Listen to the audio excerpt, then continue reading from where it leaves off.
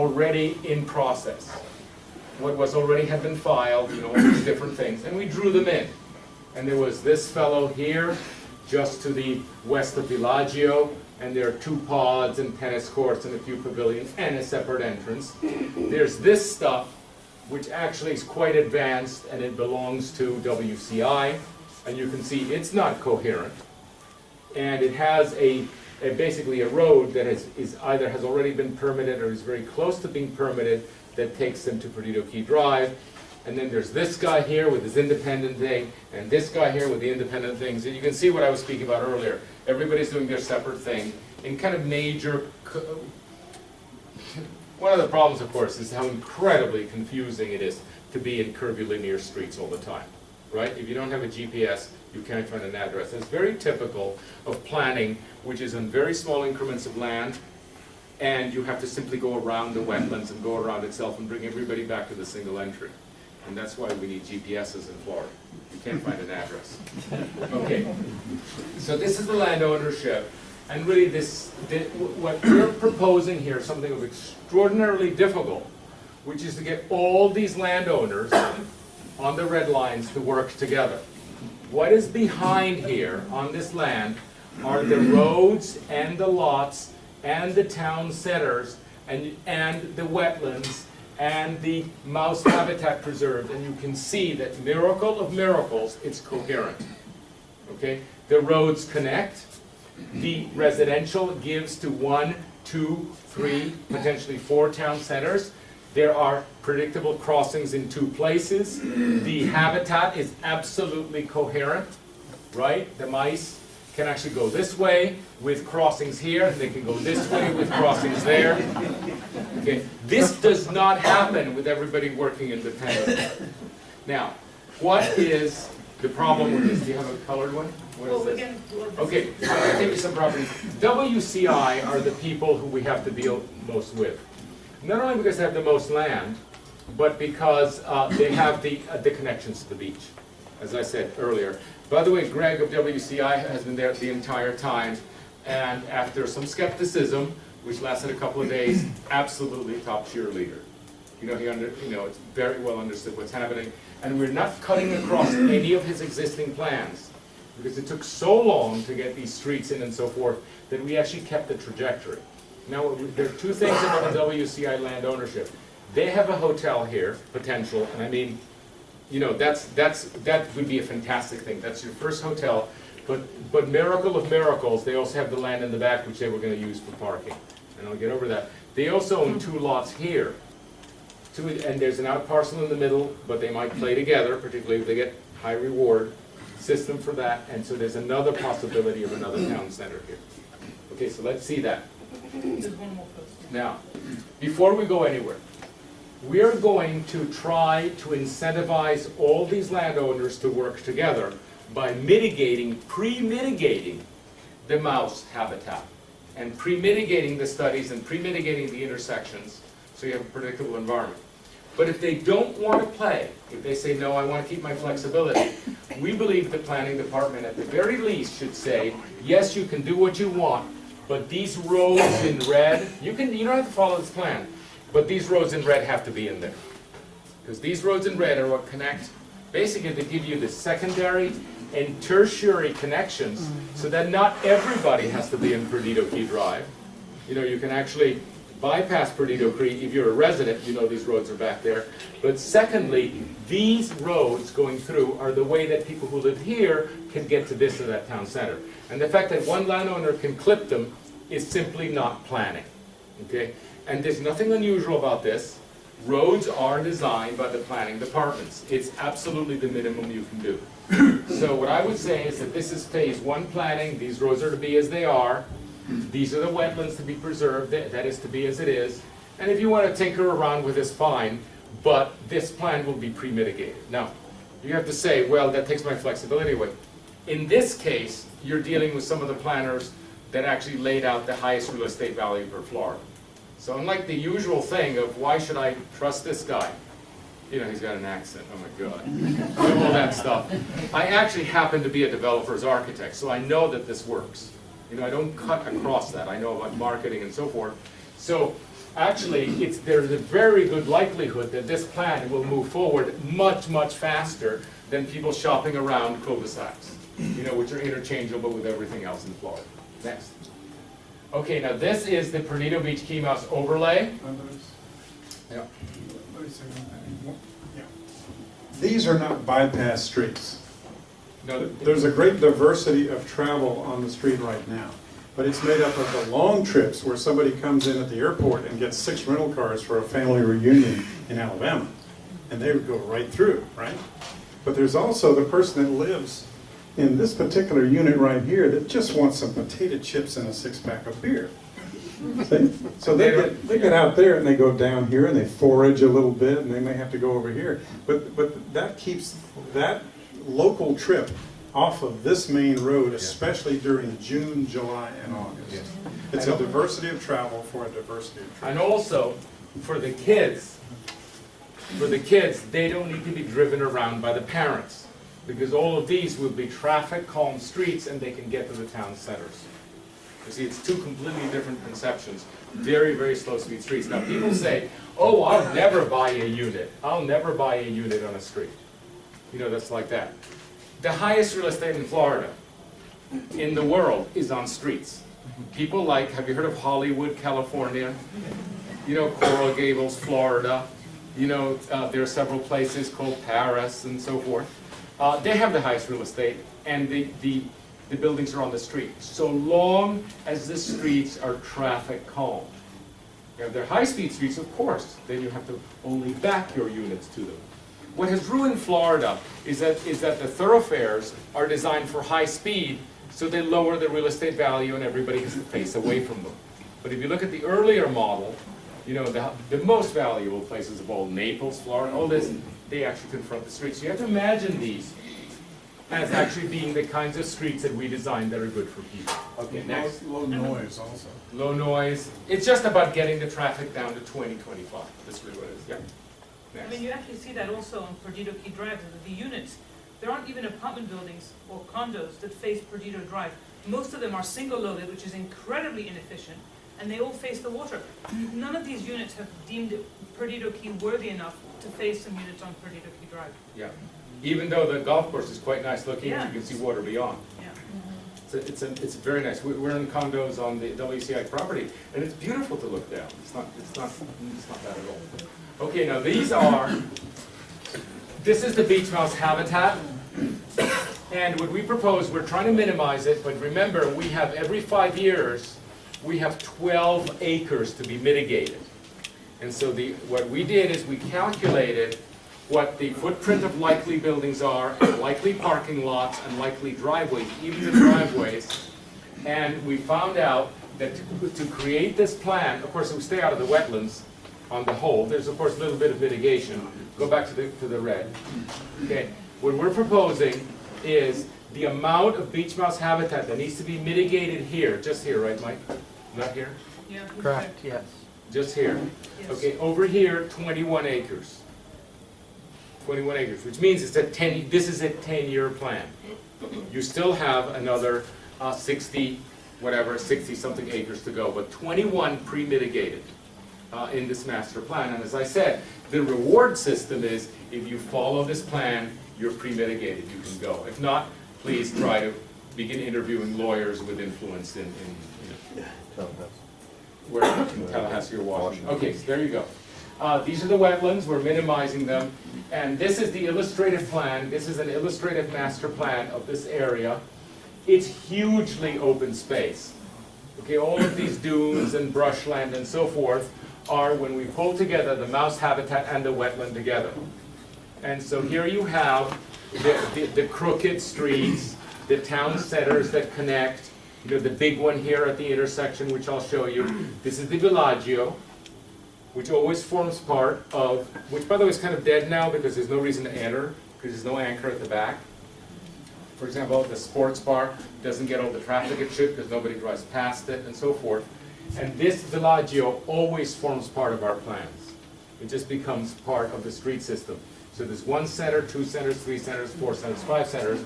This one here is also developed, and it's for the hotel. This is the road that the WCI community has coming in like this, they would park on the other side. Okay, remember, there's not enough room to park on this side of the hotel. The parking's on the other side. But instead of having a kind of Walmart parking lot without the Walmart, which is what it would look like, we put the parking in the back of the shops. Do you see the parking fields in the back? So the people who park here would get out of their cars, walk past shops and squares, and then get to the hotel. So you actually have a shopping experience which activates. You know, people are saying, does the retail have an anchor? Well, you know what? Parking is an anchor, the hotel destination is an anchor. If you separate them, you can turn what's normally a problem into a virtue. Because that distance is what everybody has to do, and they get to see the shops and so forth. On-street parking also. And on-street parking to buffer things. Yes, there's a huge amount of on-street parking. So let's see what else happens. Okay. By the way, this is how the camps were done. Okay, 21 acres of mitigation from the 66 were counted. By the way, there's an additional 28 acres started a long time ago by WCI for mitigation. 28 acres mitigated. By the way, it's cost them huge amounts of density just to get the 28 mitigated. It's a kind of a warning as to what it would be like to deal with fish and wildlife. It's a horrible experience. I keep thinking of 7 years, $7 million. But I might be underestimating. Okay, so this is where the hotel goes? Yes. Hotel site, and here it is a detail. Okay, so here you can see the kind of houses that would be on the streets, houses that you would find, let's say, at Seaside or in the older Florida towns. The parking is here. The parking is masked by shops, right? And there's a square. This is Perdido Key Drive, unrecognizably civilized. Okay, it isn't just a bike path, it's the whole show. It's a complete street. Like this. This is the hotel at 30 stories. You can all come in and have a beach experience. And there's not going to be a need for a bridge or anything weird like that, you know, because it's going to be a nice experience to cross it. These are the existing condos on the other side, perhaps a residual house. But this is the kind of thing that it's how Florida should be developed. You know, the high rises on the beach, the parking in the back. Don't waste any good frontage with the parking there. And then the back is valuable precisely because people park. So it activates the retail, and then behind it, you have the additional retail. By the way, what's nice about the beach mouse and all the wetlands is that it makes the street really crooked. You know, it's not the grid like in downtown Pensacola, in which you lay it over nature, you know, hill and dale. This, you really have to be responsive to the situation. Okay, next. We did some prior plans. This is option B. And we were at first, because we were there, we were concerned with the Bellagio. On our plans, always took the Bellagio as the center. Then we realized that on one side was under single ownership by the same people who owned the Bellagio on the east. So we designed a whole bunch of things there. And then on the left, that's on the west, on the east, we also had a problem to resolve. Not only is it a really good corner in terms of traffic, but we had a problem to resolve in terms of an out parcel. Anyways, there's a whole bunch of problems there that we could have avoided, but we took it on. And then we realized that both of them could connect. Then we could have two town centers. Okay, so here you have, and quite an interesting, now follow me here. Here are 3 lots. Okay, two owned by WCI and 1 an out parcel. They're almost unbuildable. They're 3 little lots. You can maybe put some buildings there. And by the way, if you do build them, you block the view of anybody on the other side, right? So what's the value of the rear? Nothing. But the parking doesn't fit here. The parking has to be in the back. So what would happen if you keep this low?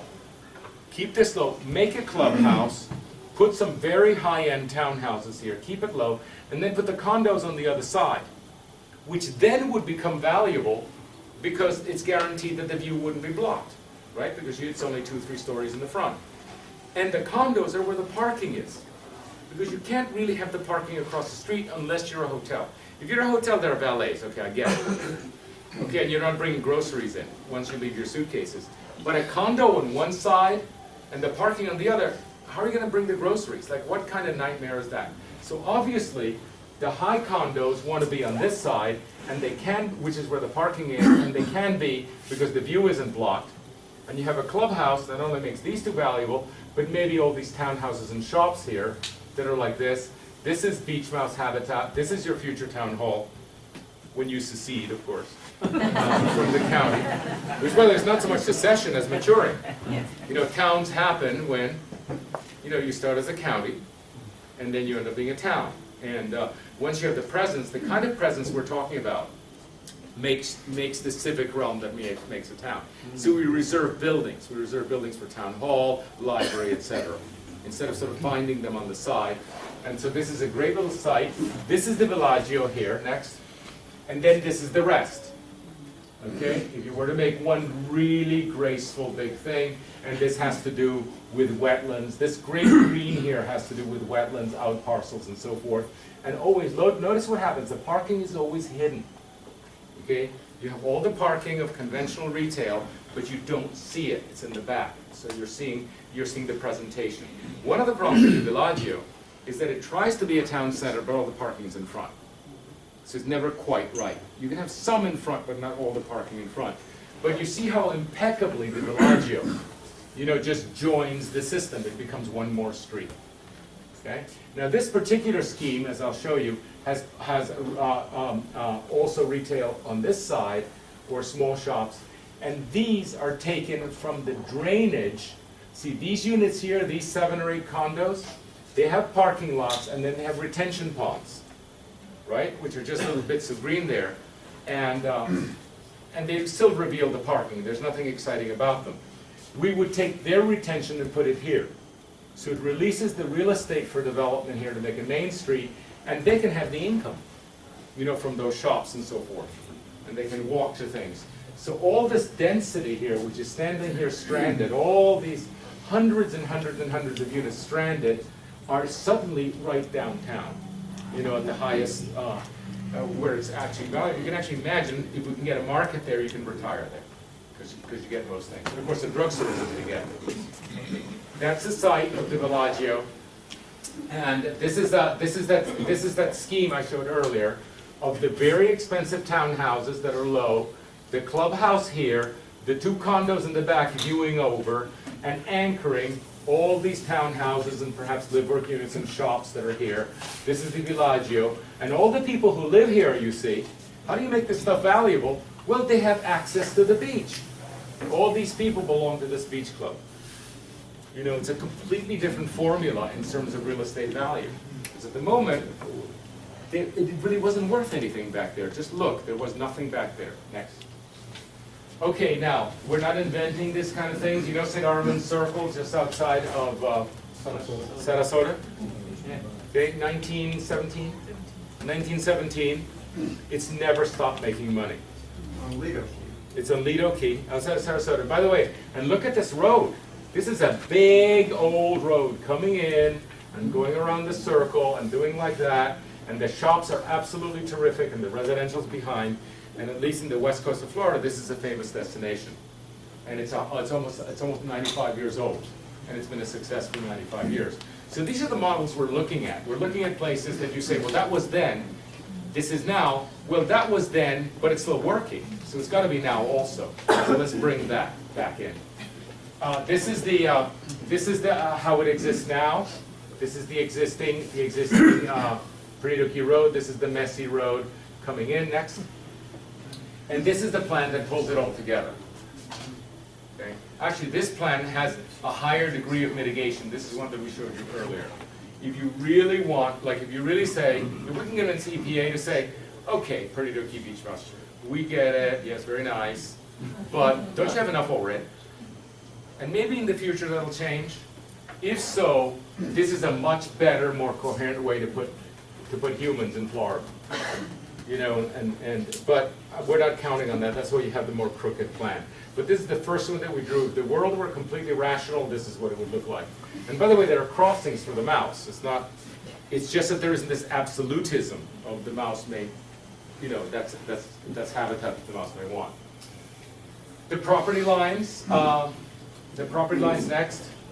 And this is the plan on the property lines, including some other odd ones that were negotiated away. But they can be developed independently or not. depending on what they are. Next. Okay, Town Center C. These are all the beach mouse and wetland. Okay, and this is the detail now when we're fun. By the way, what I was showing you earlier were earlier schemes. 2 days ago, 4 days ago. This is the so-called final, and you can see the habitat coming through. You can see the beautiful slow curve on this side. It's a bigger one, I'm reckoning. Even more. Okay, so there's a beautiful slow curve on this side, which is always good for retail. This is the habitat coming in, some of it captured. This is the wetland. This is the retention, which comes from this side, which is where the condominiums are. This is the street that Rick just described. You know, the nice boulevard with planting in the middle and parking on both sides, and then 2 sites for civic buildings. You know, terminating vistas, and this, as always, is the Bellagio put in. So this would be a terrific town center, about twice the size of the one at Seaside, and probably as good as anything on the coast. You know, from here to anywhere. It's as good as anything on the coast. And this is the rendering of what it looks like. This is the drive. These are the parking lots of the condos. These are the X retention ponds. This is this really cool, active, right? You know, complete street. More complete streets there. 3 4-story buildings, shops below, civic buildings on both sides, tons of people, and then people living behind and able to walk in. You know, to what's really a really great town center. Real beach town. More details about how it moves down. We really did a lot of design. By the way, the only trouble with this, the developers will say, well, I'm not sure. Well, that's because you didn't pay us. Because if you had paid us, you'd realize this was really great. It's just, how can you get anything of this quality free? It must be bad. Well, it's very high quality. It's always the problem. I got it for free, can't be any good. Well, it's excellent planning. You know, it really, I think you can get a feel for the complexity and the non-repetitiveness. This is not repetitive. This is really special. Special places everywhere. Cool little townhouses. You know, 6-plex apartment buildings. Everything really, you know, really thought through the way that our towns like Seaside and so forth look like. Next. This is the one that is this the triple lot? This is Floribama. Oh, Floribama. Okay. Floribama is, this one we have upside down. Well, this is facing south. Yeah, this is But later on we flipped it. And Floribama, this is the Waffle House, which is where I go. And Floribama is where? Here? right there. Okay, Floribama's camouflage against Russian attack. For some reason, its roof tar paper is exactly the same. And so this is the Floribama right here. And all this land back there is kind of in play. It's incoherent parking, one new oyster house, but everything else is kind of ready to go. Considering the amount of people that want to come here, it's an extraordinary opportunity. Next. So and of course the beach mouse is everywhere, even there, and the wetlands are everywhere. And this is the plan that we're proposing. The Floribama here, partially, you know, this big site it has on the side, partially some of it facing the front in a really nice kind of square to the beach, parking square for VIPs, you know, that don't want to cross the road. But there's a transition. This is pavement. This is nice pedestrian-friendly pavement, perhaps even brick, that signals to people on Perdido Key Drive that, you know, it kind of trumps the asphalt, and it says, this is different, the pavement is different, the people are crossing here. So the square crosses, and there's huge amount of parking hidden in the back, and a road that leads to the existing dock, a boardwalk on the other side, this is the existing oyster house, a great site for the hotel, a rebuilt Waffle House. And if you look at this, you say, well, what's going on here? Actually, it consists of roads, streets that led you from one to the other, shops on the front, streets that lead that lead you in, and the parking, always the parking hidden behind. So you have a very substantial town center. You basically have about 3 city blocks looking very nice. That's probably as much as you can manage in Palafox.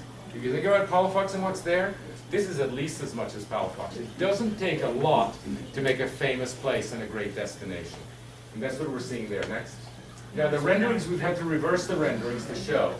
This is now, okay, that's up there is the Gulf. It's been reversed. And this is the drawing that shows the Floribama here. These are the streets that we showed you. The parking hidden in the back. It's not yet colored. Here is the hotel. And by the way, many of these can be inns and further hotels and so forth. And it connects nicely to an existing subdivision here that's orphaned. But it's quite a place, that town center. And when we were brought here first, people said, well, Floribama is the greatest thing that ever happened. Let's build a Floribama-themed hotel 2 miles down, 3 miles down. I said, 2 miles down might as well be the next planet, you know, because you can't drink to get from here to there. Right? The whole aspect of Florida. And by the way, and I was cued in when we said, Ronnie, before the meeting here, have this drink. Okay? And I said, well, if this is about drinking, then the immediate proximity is valuable for hotels. The hotel down the road just isn't going to work. And so that's why we said this is a very special place of Alabama and Florida, and it really should become a town center. And if we could all, and this is, I think this is something that just an investor could really say what a wonderful slam dunk this is, because of the terrific anchor you have of the Floribama. Next.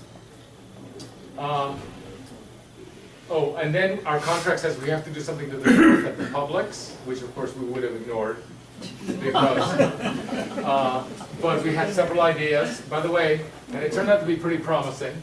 There were several ideas. We actually found all sorts of cool things. Like it's actually not far from the water, right? There's water back there.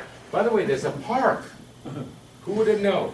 You know, that there's a park. Because there's also, you know, Publix and third-rate retail and so forth. And by the way, and there's still a cafe there. What's it called? Mojo. And I was telling you, there are these people in Mojo, you know, just hanging on for dear life, saying, I have a cafe life on the highway. So there's actually, sometimes even after the cafe is closed, people are sitting there and saying, you know, all the cafe needs is a town, is a main street. So we took this and did something which is just like this, just a tiny, we had 4 ideas. The planning department said, why don't you do the most conservative one, the one that takes the least public property so we can get to work with it, and we inserted a square, you know, where the roads come in. So instead of just speeding through mindlessly after essentially 25 miles of nothing, right? You have 25 miles, nothing special there until you get to the bridge. Well, but there's a lot of retail there.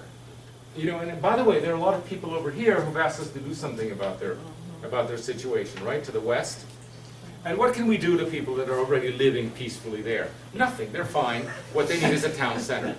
Okay, that's what they need, is a town center that they can get to. And again, it's the same thing. The Publix is with the parking in front. All the other shops are right on the street with the parking in the back, and a square that says, wait, we are someplace. This isn't just one more intersection, this is a place. And so the traffic just takes a little slow as it does like that. It's only a tiny change. But as you know, all these town squares are very memorable. Think of the one in Palafox, or think of the courthouse squares in North Florida. You know, you can be driving all day, but when you arrive at one of these squares, you're someplace. Okay, there's a decisive element. And so we thought that in the end, this wasn't just about retail, it's about the people over here and what's their town center to be. Yep. Why is the land south of the Publix ignored? South of the Publix. Why is it ignored in the plan? I don't know. It is occupied by wetlands. Is it? Yeah, the dark stripe that you see. This If is you go back wetlands? one slide, Marina. It's not all wetlands. That's the wetland. Yeah. So what's here? Nothing. Nothing. No. Okay, Vacant land. we could design that. Yeah, we could. I mean, just wanted to go concentrate on the intersection. Yeah. It is a difficult spot because the bridge actually makes a very weird turn, as you know. You know what I'm saying? Well, there was supposed to have been a return lane on the east side when the bridge was built. This one? Yes, sir. and it was ignored by DOT. Return lane on both sides? Correct, Okay. sir. So Like a under- service road on So both sides. underneath and in like that? Okay, Correct. we can draw that in. So, yeah, could we, by the way, is this park as well on this side? That's the park, that's the state park. Okay, so what you want to do is get to the state park, among other things. Well, what would be nice is, when I addressed the question earlier about having counting devices on the north side of the bridge, is happen to sit there and watch accidents day after day. Where from traffic. exactly?